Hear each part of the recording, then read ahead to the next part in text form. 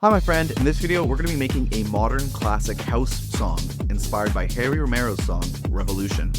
We're going to find out if we can do this in under 5 hours by using the 80-20 rule of house music production. What you're listening to right now is the song that we'll be working on. And what you're looking at right now is the Ableton project file that we'll be working on. We're going to go in order of how I actually built things out. So we're going to start with the drums layer by layer. Then we're going to move on to the melodic elements, starting with the bass. And then the vocals as a very big center point of this one, as well as some synths and extra effects that I built out to kind of make the song sound more polished and fully arranged. We're also going to spend a little bit of time going over the arrangement as well, so you can learn how to stretch your songs out from loops into fully completed songs.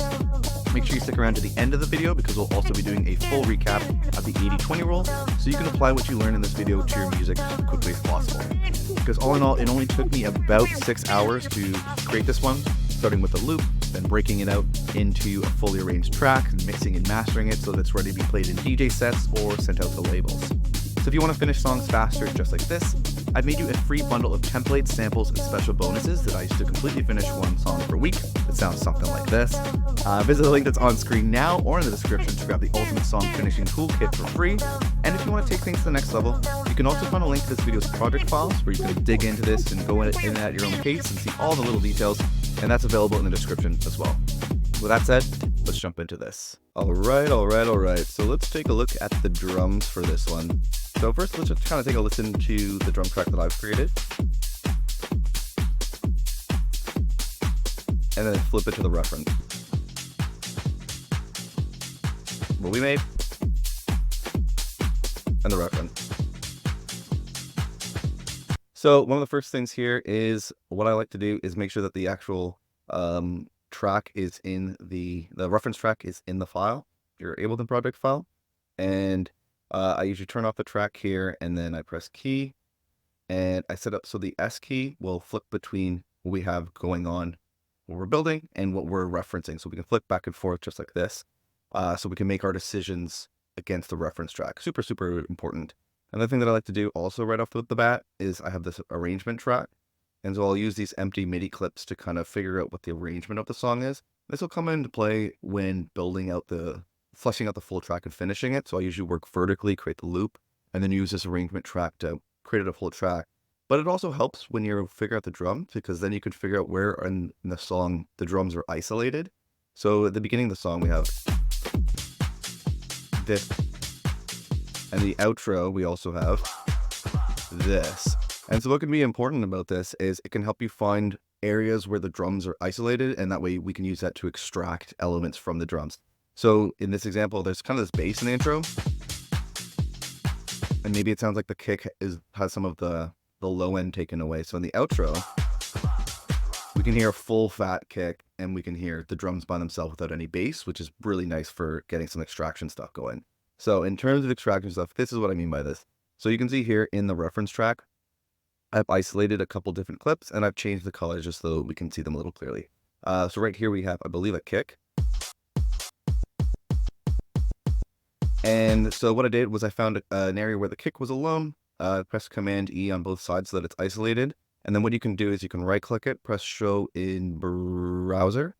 And then if you click this little button here, it'll use Ableton's similar sound feature to find samples in your library that sound similar to that. So if we play this, we have this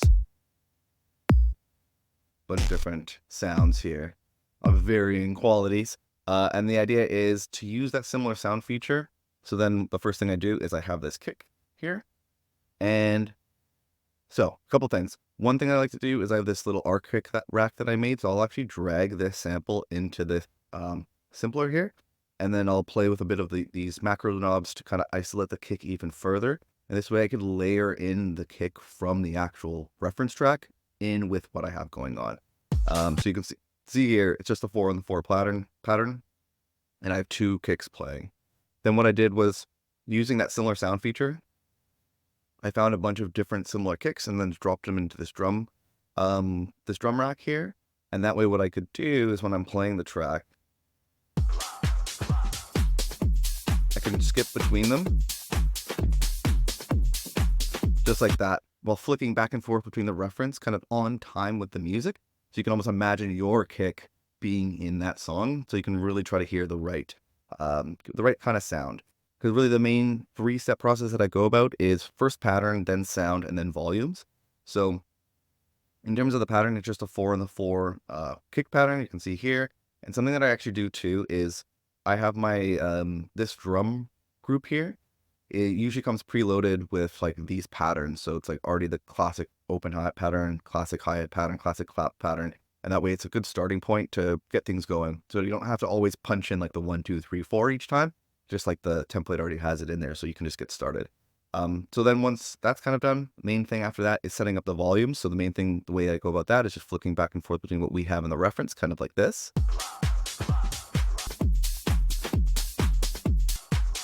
Really listening for the kick.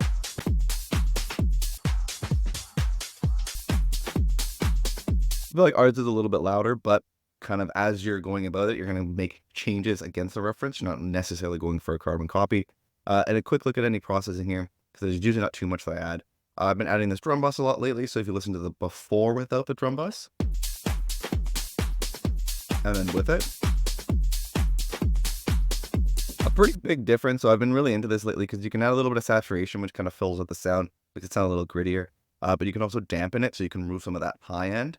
And then one of the things that I like the most is this boom. So you can add in kind of like that like sub frequency underneath to make the kick sound a lot fuller and better, I would say. So that's kind of the process that I've been doing quite a bit lately. So again, like without it, oh, where are we here? Sorry. Without it, super thin, almost like it's been like high pass. And then with it,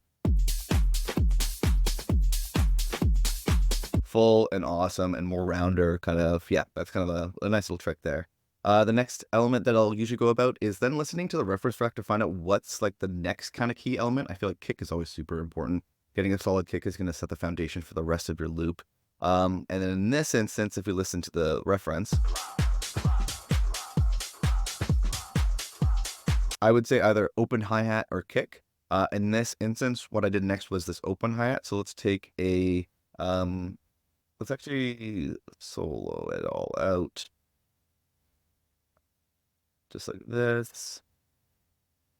Okay, sorry, a little annoying, but let me just turn all this off. So now let's just listen to the kick by itself, actually. Just so you can hear that. Now let's add in the open hi-hat.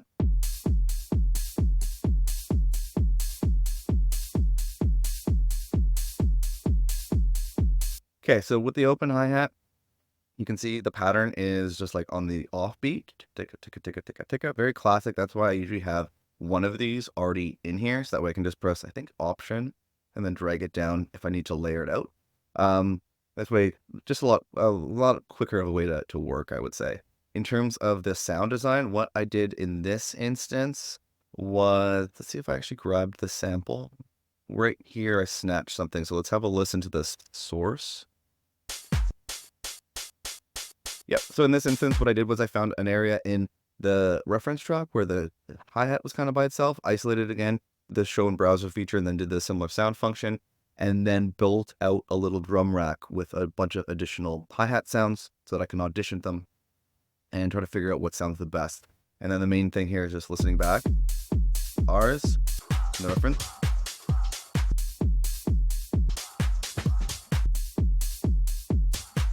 Try to really listen to the open hi-hat there, because if you can hear, there is like a ride or some kind of shaker above everything, and that's a little bit of a higher end sound. So you gotta kind of, the more you do this, the more that you'll get better at kind of isolating the sounds with your ear and really focusing on what you need to when building out these elements. In this instance, I ended up layering in a couple different hi-hat sounds.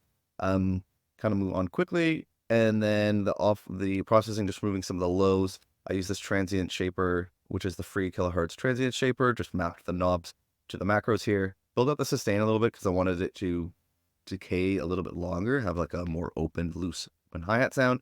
A little bit of saturation to fill up the sound a little bit, add a little bit of grit. And then the main thing is like the volumes once again. So we have a listen.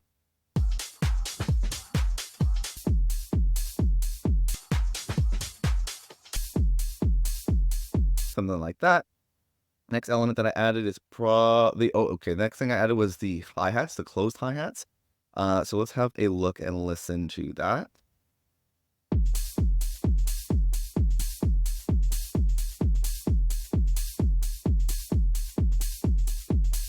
So the main thing here with closed hi-hats is one of the first things I do is, again, the hi-hat clip that I have is already set up where there's a bunch of hi-hat sounds already in here in this template, and then like the pattern's already playing on the most obvious spot.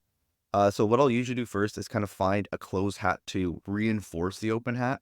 And this way it makes the open hat sound a little bit more like punchier and sicker, but also it gives you the opportunity in the arrangement perspective so that you still have that hi-hat hitting on that offbeat. So you can pull out the open hi-hat during different parts of the song, maybe the intro or maybe build downs and other parts of the arrangement, and still have that driving hi-hat sound. So that's kind of what we have there. And then what I usually do is I'll start figuring out kind of like the skippy, groovy pattern. In this instance, this is kind of what it looks like. I was kind of going for that like little bit of a shuffle. So really pay attention to the close hi-hats. They're mixed quite low in the reference track, so you're gonna have to like really like dial it in. But let's kind of listen back and forth between what we have in the reference a few times. This is what we have. And then the reference. Reference, between ours. The reference. Very, very, like, it's kind of shuffling with almost the snare a bit, so it can be hard to hear. And I kind of just did this by jumping back and forth, doing a little bit of trial and error, figuring out the hits here. A little trick is that you can grab, if you see here, this little bit of down. I think if you do command, or command down here, you can adjust the randomization of the velocity. So this is a nice way that you can adjust your hats a little bit so they're kind of constantly hitting different velocities and giving a bit of a groove and sounding more interesting and human throughout the rest of the track. In terms of any processing on this open hi-hat, removing some of the lows, bringing the attack down a bit, so it kind of like, I was trying to get it to not be as abrupt and in the face and kind of like blend in a little bit more, and bringing down the sustain a bit so it tightens up the sound quite a bit. And then a little bit of saturation to bring out, like kind of fill it out and add a little bit of grit to the sound. The next element that I added was the clap, so let's have a look and listen to that.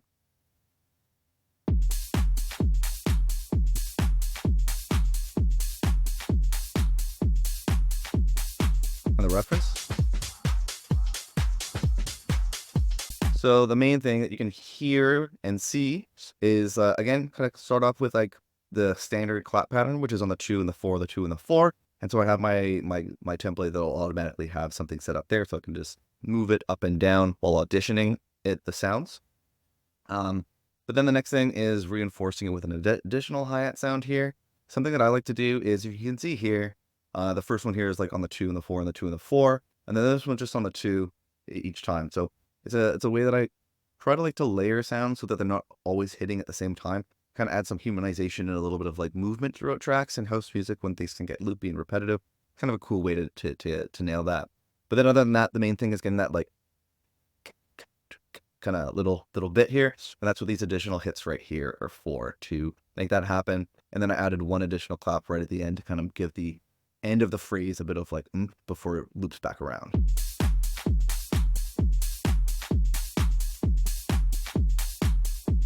Other than that, I was mostly just going through, I have like a bunch of claps here that I use every single time that usually sound pretty good. And then I added an additional extra couple claps.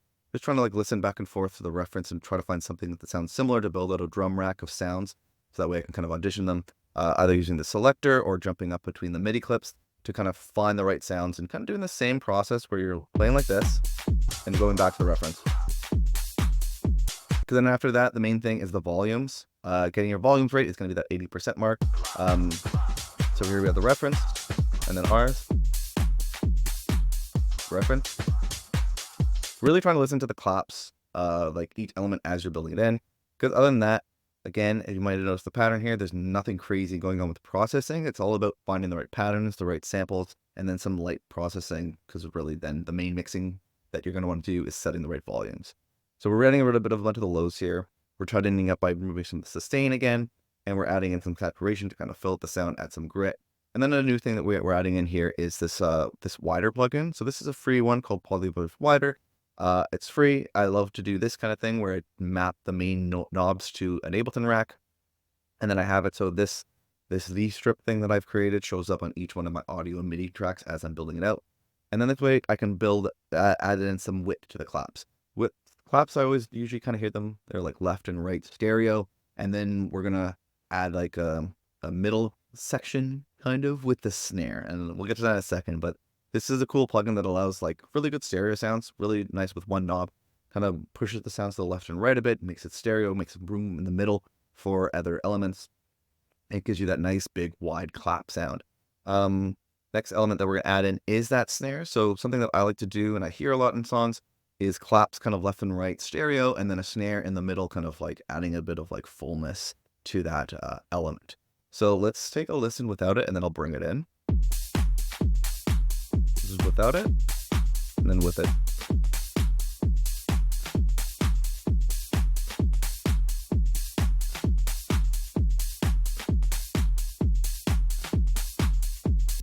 So you can hear it kind of in the middle, adding a bit of like more snappiness and fullness to that element.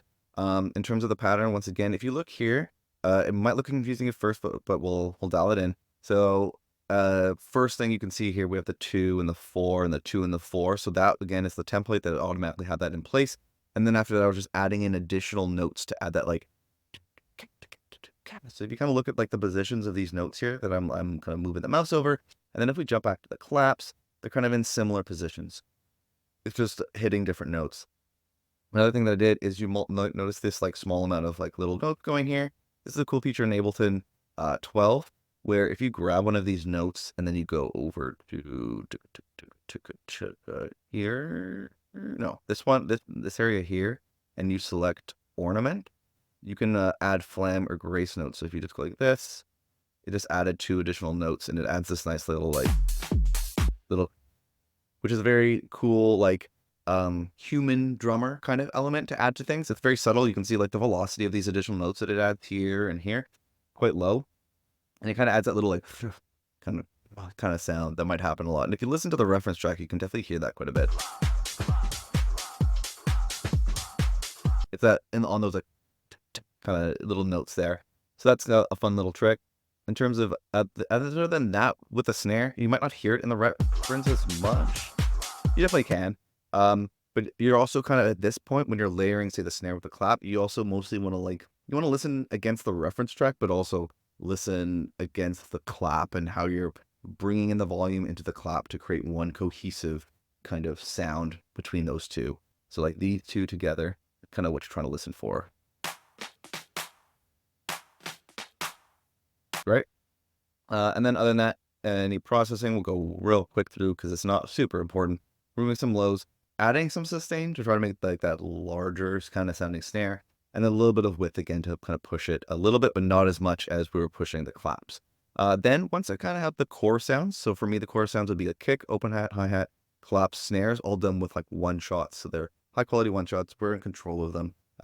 We're kind of like getting those fundamental core sounds. Then I like to layer in some top loops or drum breaks to kind of add some extra character, some extra polish, some extra like human je ne sais quoi pas kind of thing. Like, so if we listen without it a little bit, and then I'll add in one of the top loops. This is without. And then with.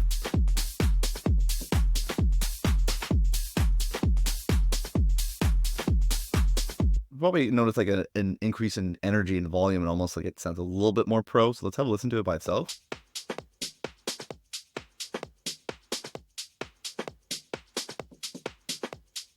Super cool little loop. I kind of just cut it up a little bit here, as you can see. Did I do anything in terms of, and then one thing I like to do is usually if you go to the warp area here, go to beats, set it to the right facing area, and then dial this back. It tightens up the transits, which makes it a tighter sounding sound. And I'm finding definitely when you're adding in these top loops and drum breaks, when you tighten them up a bit, it helps them glue together and be more cohesive with the rest of your drum tracks, as opposed to some like loose, floppy top loop or something that you're adding on top. It helps it kind of like blend in a lot more. This you're doing to ear and to taste for sure when it comes to the volume. So usually like a good idea would be like have it start at 0 and then dial it back, or bring it down to like infinity, nothing, all the way at the bottom like this, and slowly build it in as you can hear it, and then dial it back a little bit as it's becoming too much. In terms of any processing on this, we're just removing some of the lows.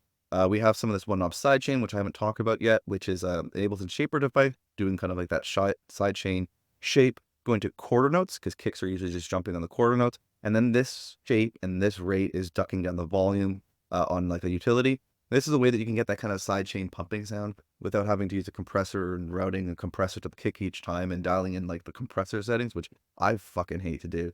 I like just one knob stuff moving quickly. That's how I'm able to finish songs so fast, by developing all these little tricks to make things a lot quicker. Because then with the sidechain, what we're trying to do is trying to have that top loop pump. So it's making room for the kick to come through a lot more, and then also kind of adds like a cool dancey, groovy kind of sound, and then a little bit of saturation to fill out the sound a little bit. And then the last element that we're going to go over here is this additional loop here. So let's have a listen without it, and then we'll add it in. And then with it. I'm going to solo it now. So there's a cool little like percussive little bit to it. And then this is, if you remember at the beginning when I was going over the open hi-hat, you can kind of hear, I was mentioning I could hear some kind of like ride or something a little bit higher later above. This was my effort to kind of add that in. And so if we take a look at the loop, I'm doing the same kind of thing, pulling back the transient bit to tighten that up so it blends in more with our core hits. We're removing some lows, we're adding some side change so it's pumping, making room for the kick, and we're also adding some width so that this element's getting pushed a little bit to the left and right. I think that's a pretty good look at the drums for this one. All right. So when it comes to the bass and synth and vocals for this one, the things I want to first mention right off the bat is I usually go through the drums first and add in the track here and add in an arrangement track so that I have these little dummy clips knowing where each section of the song is. So as I'm building things out myself, I can flick back and forth between the reference and kind of build out the song as I'm hearing all the different elements added. For me, always the first thing is the drum loop. So make sure you've seen that portion of this guide so far. It sounds like this. Pretty sweet. And the idea that I usually go about is like, first I'll find like the intro section, build the drums to that, either intro or outro where there's like just drums. Then I'll move that over to a section where there's just the bass. And so right now that would be this section here, the sub intro. So if we have listened to just the reference track.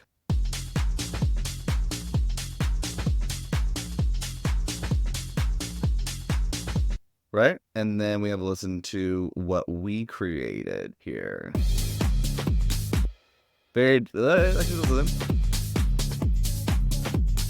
off this.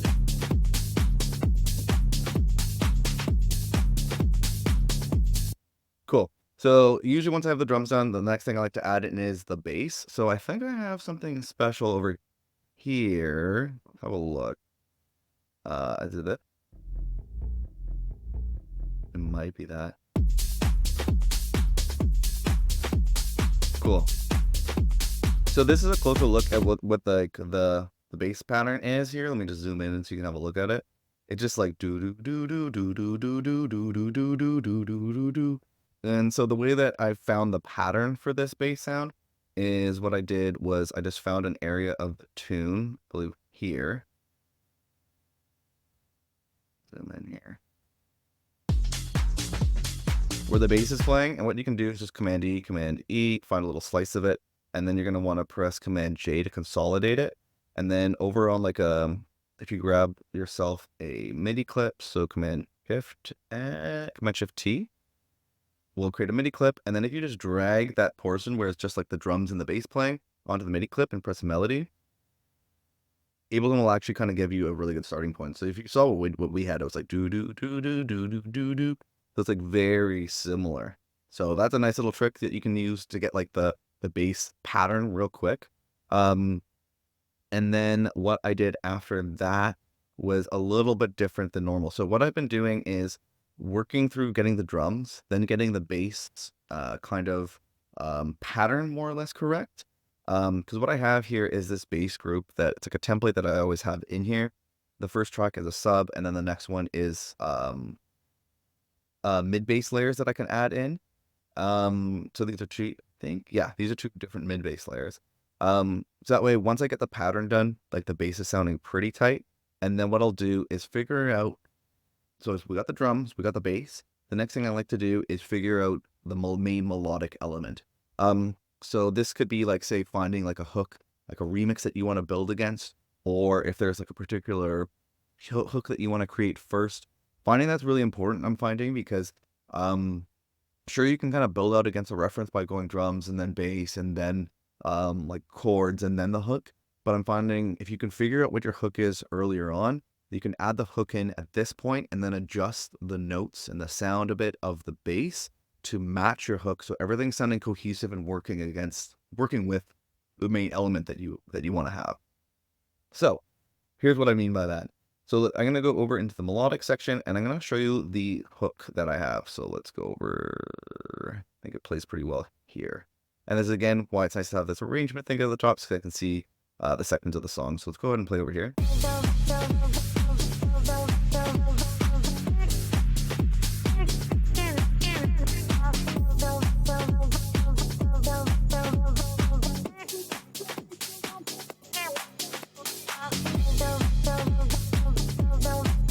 So you can hear this, it's this little like love sick kind of vocal. This is actually like a vocal from one of my old songs when I was making more like chill stuff, and I couldn't find the original track, so I actually just like split out the vocal as well. So I can't really show you like some of the stuff. It's just a bit that I found from Splice, and I was using the auto filter and turning on the LFO of the auto filter so that it kind of gives this cool like filtery, warbly kind of sound throughout the track. So I think it's super cool. This is what I was trying to do to kind of emulate if we listen to the reference track at this point here.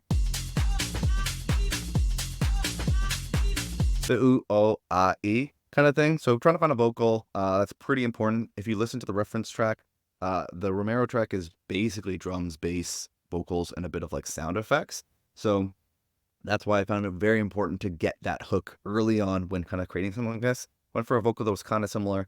Not as iconic, of course, but like something similar, and then something that I could actually release later. So the main thing once adding that in is usually I actually build out like a loop like this. So the idea is to build out the song vertically and then stretch out that loop horizontally by using like this reference track up here. So let's kind of go through that process in how I kind of built it out. So the first thing was this vocal here. Let me turn everything else off.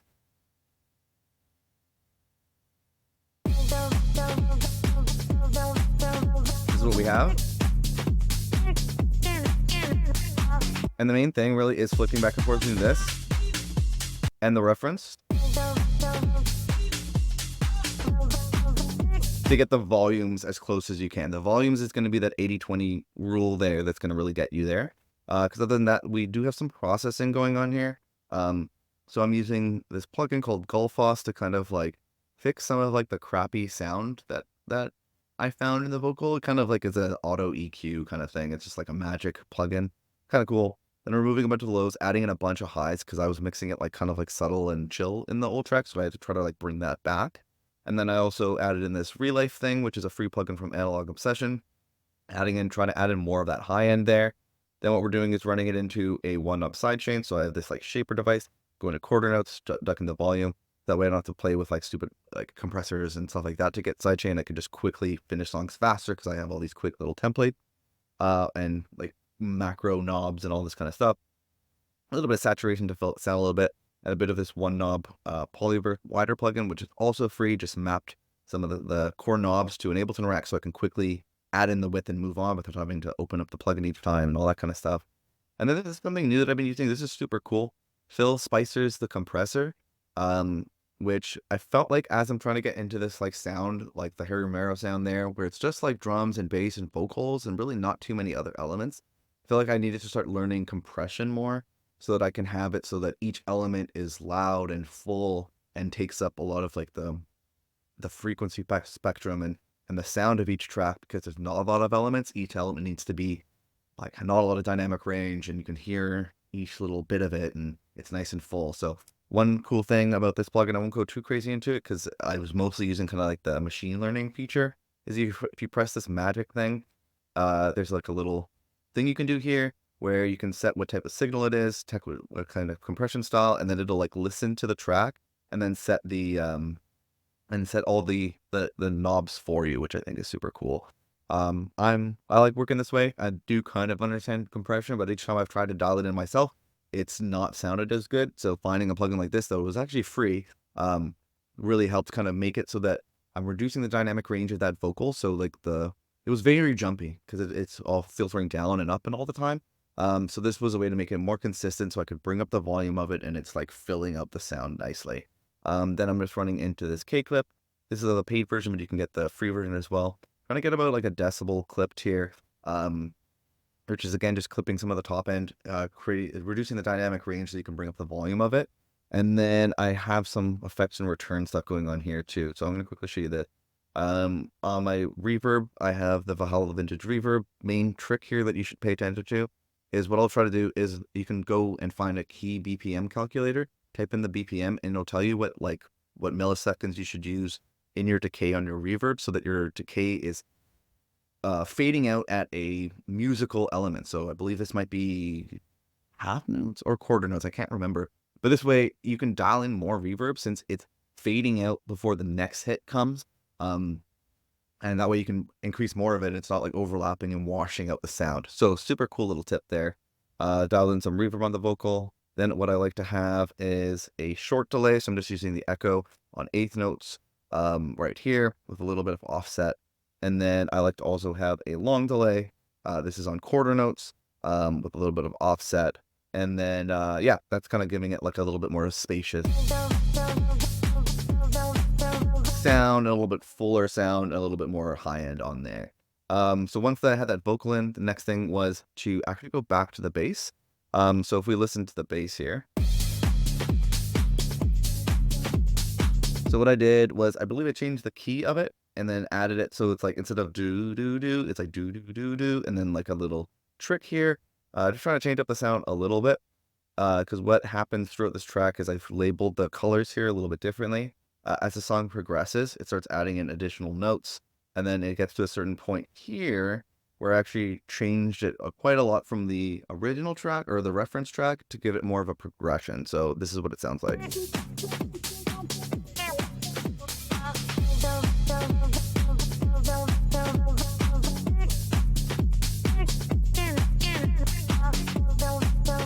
Or actually, let's show you from here. It gets a lot more.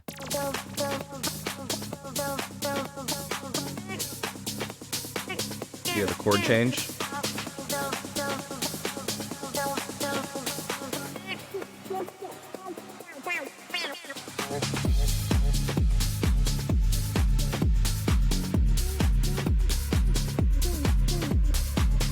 So that's kind of a look at that. In terms of the sound design, let's go over that real quick. So what I have is usually I like to have the bass cut up in a couple different ways. Basically it's a sub track and a mid bass track. So the sub is this B sub that I built out. It's really just an operator running on a sine wave. A sine wave is the most simplest form of like sub sound that you can have. So I like to have that. And then there's a bunch of different ways to add in some saturation to kind of make it punch through a little bit more on like laptop speakers and also give it a bit more of a grit and character. And then what I'm doing here is I have that same side chain on here built right in, and then also a high shelf filter so I can roll off a bunch of the highs. So it's really just trying to be just the sub. So if we listen to this by itself, or listen to where it's playing, just like low sine wave, boom. And then the idea is to layer in additional sound. So usually I just have one mid bass layer, but I did something a little bit different here that I'm going to show you. So first trick here is when working with the subs and the mid bass layer is if you change the from all ins to your sub layer, it'll feed all this MIDI information directly into this track, so you don't have to get copy and pasted. As you can see, as I was building it out, I was creating different variations of the clips, and it would have been super annoying to have to like copy and paste it down multiple layers. This way it's just automatically happening. So let's have a look at this mid bass layer. One of the things you're going to want to notice right away is that I add this pitch device. This is an Ableton pitch device onto these mid bass layers, because this way I'm able to, with one click, increase or decrease the octave of it. In the case that what sounds good on the sub bass layer doesn't sound good on the mid bass layer, I can just move the octave up without having to like copy over the clip and control shift it up or anything. You just do it all here. So let's have a listen to this. So that without it, this is just the sub. And then with this mid bass layer, let's just listen to the mid bass layer.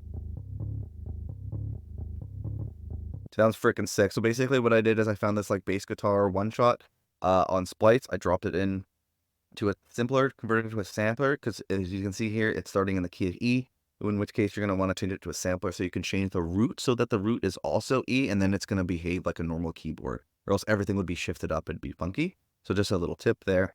And then when you're working with mid-bass layers like this, what you're going to want to do is remove a bunch of the low end. So we're moving under 126 hertz. That way that sub sound is mostly taking care of that low end. And this way we can do as much processing as we want to the mid-bass layer without worrying about messing up that nice, pure, subby low end. Then what we're doing is with a little one knob sidechain again, and a little bit of saturation to make it sound grittier and almost distorted. And then a little bit of this one knob polyverse plugin that I'm not sure if I mentioned in this video yet, but it's a free plugin. It kind of helps with stereo sound, pushing things left or the right. And I've just mapped the core knob to an Ableton rack so I can move really quickly and do the processing fast, so I can create a layer, make the layer sound good, mix as you go, move on to the next one, finish songs quickly.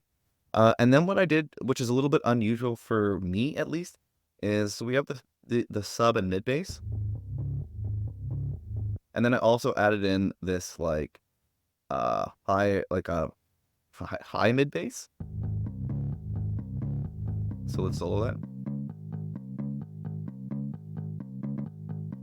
So for this, what I did is I pitched it up 2 octaves from the sub. The same bass guitar sound that I had in that mid bass layer. Main difference is if we go back to this mid bass layer, I've removed a bunch of the highs here, so it's really just like the low mids. And then I added in this one here, just removing some of the lows and letting like the mids fly out. Similar processing, some sidechain, some saturation. But for me, when I was listening to the reference track, I could hear, I don't know, a lot of the bass coming out a little bit more, but I also like the fullness of that mid bass layer. So all together we get something that sounds like this. And then the reference. So not perfect, similar, but not perfect. And then other than that, something new that I've been doing is I added in that compressor again to the bass group layer to kind of glue everything together and reduce the dynamic range of the bass, so that way I can turn it up and it sounds more full. I think it's very important as building out tracks that have less elements in it to make sure each one's like compressed nicely and has a dynamic range produce exactly the same reasons that I've been mentioning before. So again, I just use that magic thing, set it to bass, let it run a little bit, and then kind of just adjust it very slightly. I think I use the peak catcher thing. Helps remove, it has a separate compressor that helps remove just some of the peaks and acts separately on just the peaks. That's kind of useful for just really making things nice and full and compressed without sounding like crap, because that's usually what happened when I would do it before. So that's a cool one. And then just some clipping to get rid of, I put a decibel clip off the tops. Again, to reduce the dynamic range. Allow us to have a final that's louder as well. I do quite a lot of clipping, I've heard.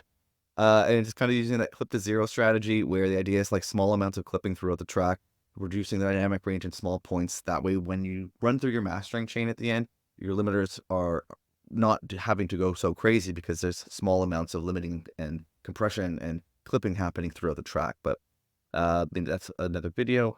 So once I had the bass and the vocal sounding good, then it was all about just kind of adding in extra flourishes.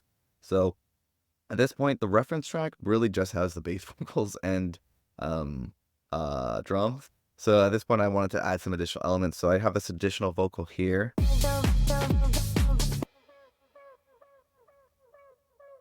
Just a part of it that I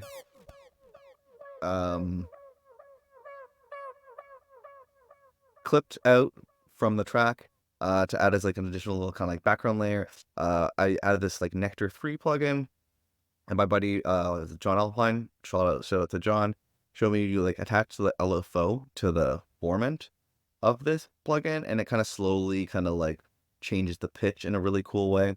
Bunch of weird shit here. If you want to jump in, it's kind of really similar to what I had on the previous vocal chain. The only difference that I did add is this shaper box with this weird sweeping sound, and maybe you could kind of hear that like bit crushing sound that comes in every once in a while. So let's have a listen to it. And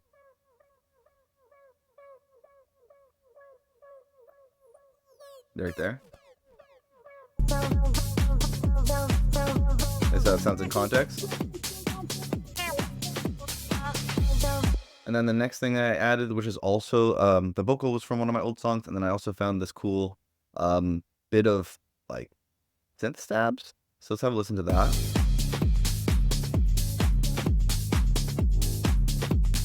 Kind of like a road sound over here.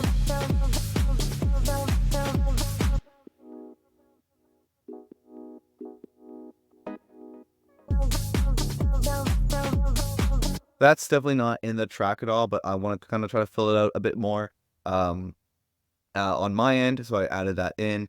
In terms of any processing, just removing some lows. This is all kind of standard stuff. Removing some of the sustain. Actually, I don't know if I mentioned this. This is the free kilohertz transient shaper. Again, I've just mapped some of the core knobs to an Ableton rack, removing some sustain to kind of tighten it up so it doesn't sustain as long. And I'm just finding tighter sounds is definitely like kind of the way to go. So having something like this is really useful. Use it a lot on drums, but can also use it on other elements as well. A little bit of sidechain, so it's pumping, saturation, so it's filling out the sound. Width, so it's pushing out to the left and right. And then once again, I threw on the sick compressor with the magic setting on like the synths. Because, yeah, a lot of these elements that I was adding from this old song, they were like overly dynamic. They got like way too quiet. So I was able to use this nice compressor to kind of make that more consistent so I could bring it up nicely. Other than that, let's just quickly rip through. Because all this isn't really in the original track. I added this house string.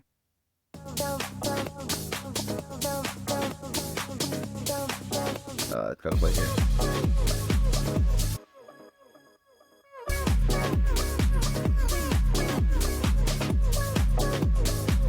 So I just added this in the kind of like the breakdown leading into the last here, the break going into the last drop. This is like a classic house kind of sound. So what I did is, yeah, and you can grab this too in the project files if you want. But I created this little thing called house string. It's just this like house string sound, and I set up the loop point so like it plays here, and then once it gets into this loop marker, it just goes back and forth with like a crossfading loop. That way it can be an infinite house string. It doesn't kind of like decay. If this was just played as a sample, you can see here play and then fades out. With this like little functionality, I can have the MIDI playing for the whole like a minute or like 3 minutes, go through the whole song. And since it's doing this little crossfading looping thing, it's infinite, which is really cool. Makes it more flexible and usable in your tracks. And then a little bit of processing, removing some lows, some sidechain so it's pumping, saturation so it's filling up the sound, and width so it's pushing to the left, right, making it more stereo. And then the last thing that I want to kind of go over before quickly going into the arrangement actually is the effects. So I noticed there was, I think this might be a cool, it's something I'm experimenting with more, adding in like effects, as especially like white noise effects, as a way to kind of increase energy and fill out the sound a little bit. So if we listen to it here, and let me turn it off now. And let me turn it on. So I feel like it's actually really cool. I think I heard it quite a bit in the reference track as well, but here it is soloed. So just like a white noise downlifter. I've normally been doing these going into a section, but I kind of heard this a lot in this one and the Chris Lorenzo California Dreamin' track, and it seems like a sick way to like fill out the sound a little bit. So I basically just added that in a different bunch of spots here. Into the break. And something I thought that was interesting is like I added in like this huge riser going into the drop. So that's like a normal arrangement trick. I've done a bunch of videos on that. But what I did do also is I added in when the drop came in too. So the drop hits and it also has that riser sound. So I'm going to show you what that sounds like. I thought it was kind of an interesting little trick.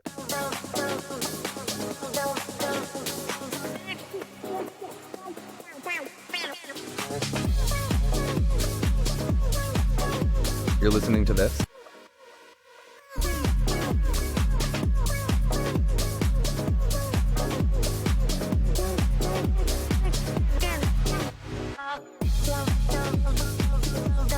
And then there's more when that impact hits. There's something I like to call micro transitions. The macro transitions are the larger ones that happens every 32, 16 bars, larger changes in the track.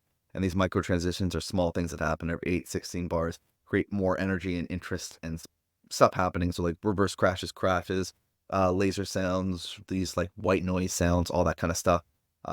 Especially make a loopy house song sound a lot more interesting and dynamic. Other than that, quickly want to show you the arrangement.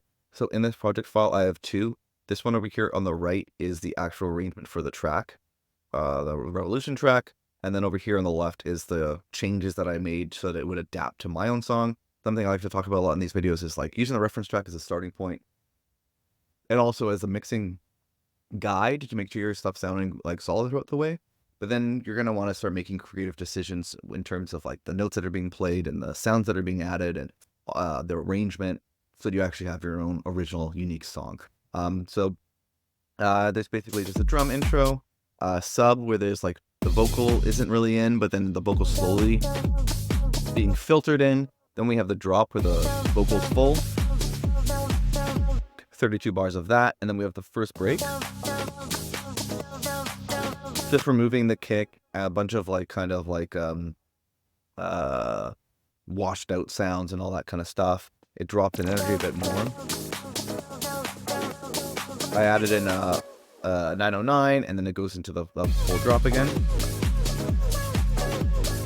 This goes over, I think, 64 bars, and then there's a small break. And then the build down, which is very similar to the sub. So it's like, this is a good point where the DJ can like mix in, and this is a good point where the DJ can mix out. Basically just building it, adding in your track here as the reference track, and then having these dummy tracks here make it so easy so that when you build up the track vertically and you kind of make a full sounding awesome loop, then you're just kind of copying things over and adjusting, flicking back between the reference track to see what elements they've added or taken away, looking at your arrangement track, like, okay, this is there's just a sub, okay, there's a drop coming in. It really helps quickly guide your decisions and get an arrangement sounds polished and sounds awesome because you're referencing against a polished and awesome song. So that's kind of the idea there. So let's jump into the 80-20 rule for all this so we can wrap it up and give you a good understanding of what you can do to apply the key ideas into your own productions. Before we do that, I want to mention that this video is sponsored by our good friends over at Rocket Powered Sound. They hooked up the kick samples that you're hearing in this, so we went over the kick portion and the drum portion. Having a solid sounding kick is super important. Having solid sounding drums is really important. It's part of their ultimate sample pack, which includes over 1,000 iconic and usable sound. And you can get it for 30% off by using the code that's on screen now and the link that's on the screen now, or there's also the description as well. So yeah, shout out to them for hooking the community like this. Really appreciate it. And with that said, let's jump into the 80-20 rule for this one. Hi, my friend, Matt from Best Friends Club here. And if you've been paying attention to this super long video, then you've probably figured out what the 80-20 rule is when it comes to building out your songs. The goal here is to get 80% of the result with only 20% of the time, energy, and effort. And because the first key to the 80-20 rule here is to use a reference track, we're making sure that we're very easily hitting 80% of a high quality, professionally made song. In particular, we use that reference track to make sure that we're picking the right notes, sounds, and volumes as we're building out our song. The second key of the 80-20 rule here is to mix as you go in an extremely streamlined way by only focusing on the volume of each track, as well as using a simple repeatable channel strip for each track that we're adding to our songs. The third and final key is to repurpose your old project files and have a suite of powerful templates, Ableton racks, and one-knob effects that you've personalized and curated over time. If you'd like to get a head start by downloading all the racks, templates, and all the files that you've seen me use in the Ableton project file for this video, or if you'd just like to take a closer look at any of the techniques or tracks you saw me work on in this video at your own pace, you can find a link to this video's project files on screen now and at the second link that's in the YouTube description. I'm recreating a different song from the Beatport top charts every single week and making the project files available to anyone who wants them. You'll also get access to a private Discord where you can ask me and the community questions, as well as share tracks for feedback. If you or your music are not quite ready for a shot in the arm like that, I've also made you a completely free bundle of templates, samples, and special bonuses that have helped me figure out how to completely finish one new song each and every single week. And you can grab that free Ultimate Song Finishing Toolkit by visiting the first link that's in the YouTube description here. However, if you just feel like staying on YouTube for now, that's totally fine. Save that link for later and check out this playlist filled with videos just like the one you just watched, where I completely create songs inspired by tracks found in the Beatport top charts. Or if you really want to take what you've learned in this video to the next level, make sure you check out this video right here.